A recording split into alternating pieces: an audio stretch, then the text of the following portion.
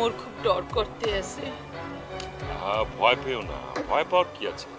আমি তো আছি তোমার সাথে, তাই না? জানি, তবু কেন যেন খুব ভয় করতে আছে জান।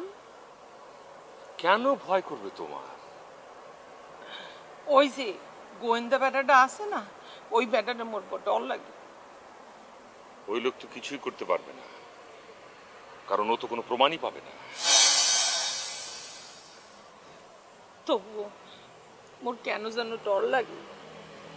কেন বুঝতে পারছো না? আমরা যে খুন করেছি সেটার তো কোনো প্রমাণ উনি পাবেন না, তাহলে ধরবেন কিভাবে? ঠিকই বলছো জান।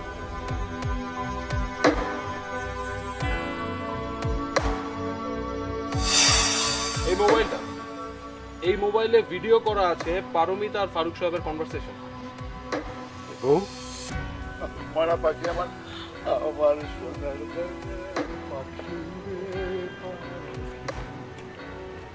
কোথায় রাখি।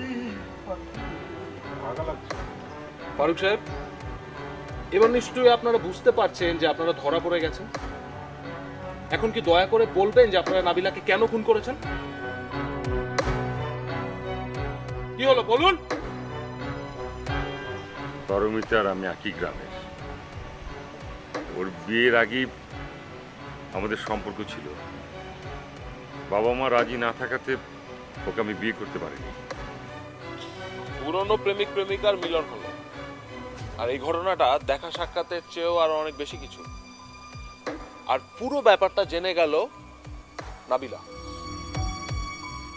আপনারা আশঙ্কা করেছিলেন যে নাবিলা এই সবকিছু বলে দেবে, তাই তো? রাতে রুমে ফেরেন হিমেল, আর সকালবেলায় বোনের সাথে ঝগড়া করে রাশাও রুম থেকে বাইরে ছিল। মিস্টার বাহাদুর নাবিলাকে মারতে এসে ব্যর্থ হয় আর পথে পড়েছিল ছুরি। আর এই পুরো ব্যাপারটা খেয়াল করে ঠিক তখনই নাবিলাকে মারার শুভ সময় মনে করে ফারুক সাহেব।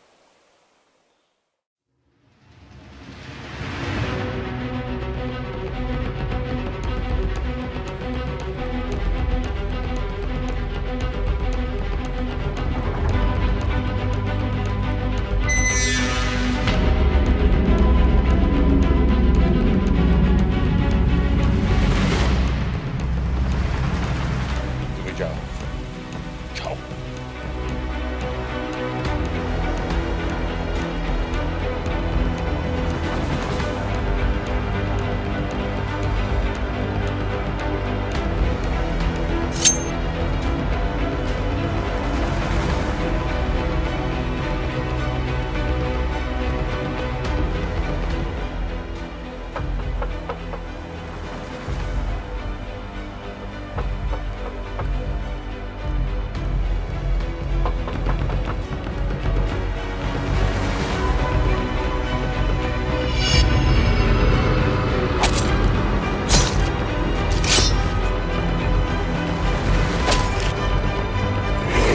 আপনাদের কাছে আমি 2 ঘন্টা সময় চেয়েছিলাম প্রকৃত খুনিকে ধরবার জন্য, আর 1 ঘন্টা 52 মিনিটের মধ্যে প্রকৃত খুনিকে আপনাদের সামনে আমি তুলে ধরব।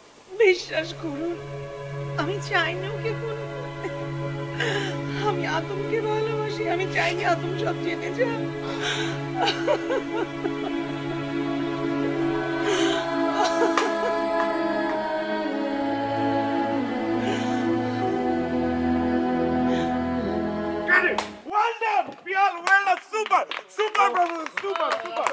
খুবই ভালো হয়েছে, খুবই ভাই, খুব খেয়াল করে ভাই, এত সুন্দর করে একদম তুই আপনাদের আপনার এক্সিলেন্ট,